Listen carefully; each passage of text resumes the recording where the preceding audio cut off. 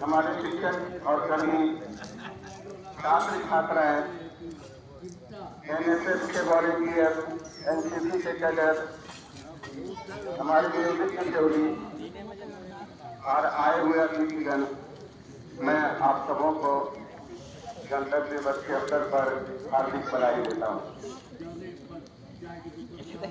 आप सबों को मालूम है कि ये हमारा दूसरा बड़ा राष्ट्रीय त्योहार है।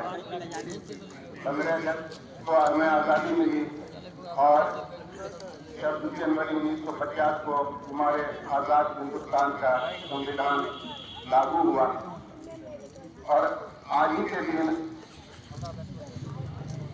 हमारे प्रथम राष्ट्रपति डॉक्टर राजेंद्र प्रसाद ने उस समय के गवर्नर जनरल लॉर्ड माउंटबेटन की जगह पर राष्ट्रपति का पद संभाला और हिंदुस्तान को एक संप्रभुतापूर्ण राष्ट्र के तौर पर घोषित किया।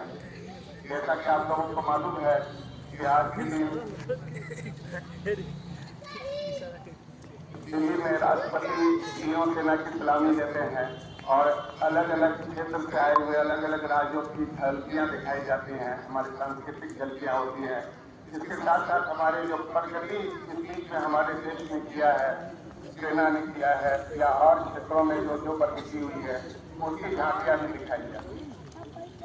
आज का दिन सबसे ज्यादा इम्पोर्टेंट इसलिए है कि आज के दिन हमें अपने आजाद हिंदुस्तान में संविधान मिला। संविधान के तहत हमें अपना अधिकार मिला। इस संविधान ने हमें बहुत सारे अधिकार दिए। अभी पिछले सप्ताह हम लोगों ने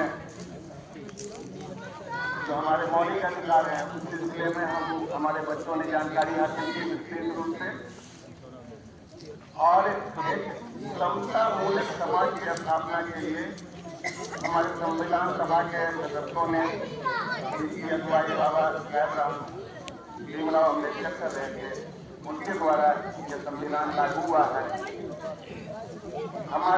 हमें देखने को मिल रहा है कि इसमें जो समता मूलक समाज की स्थापना की कोशिश या कल्पना की 70 सालों के बाद भी हम अभी तक उस पर पूरी तरह कामयाब नहीं हो सके। संविधान उस समय की जरूरतों के तहत बनाया गया था। समय समय पर उसमें बहुत सारे अमेंडमेंट भी आए और आगे भी उसमें जो भी जरूरत होगी उसमें सुधार लाया जाएगा। लेकिन हमारी ये कोशिश होनी चाहिए कि जो आजादी की रोशनी है वो हमारे समाज के अंतिम व्यक्ति तक भी पहुंचे। हमारे देश ने यकीनन बहुत ज्यादा तरक्की की है। हमने चांद पर कमर डाला है, हमने सूरज की दुआओं को कैद किया अपने प्रूफ के जरिए। चंद्रयान का सिलसिला और भी आगे बढ़ रहा है। देश में बहुत तरह की रेलगाड़ियां चल रही हैं, नमो भारत और कॉस्मोस भारत, बहुत सारी ट्रेनें हैं। लेकिन इसके साथ साथ आम लोगों की जो मुश्किलें हैं उसके ऊपर भी ध्यान देने की जरूरत है। यहाँ पर एक तरफ बुलेट की ट्रेन चल रही है, वहीं पर हमारे बहुत सारे ऐसे समाज के लोग हैं जो रेल बसों की तरह ट्रेनों में जाने के लिए मजबूर हो जाते हैं।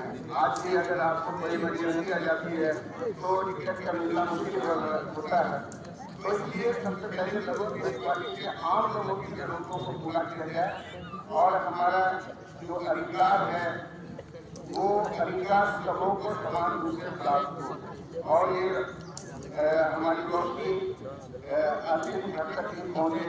इसके साथ में मैं पूरा प्रोग्राम है इसके छात्रों को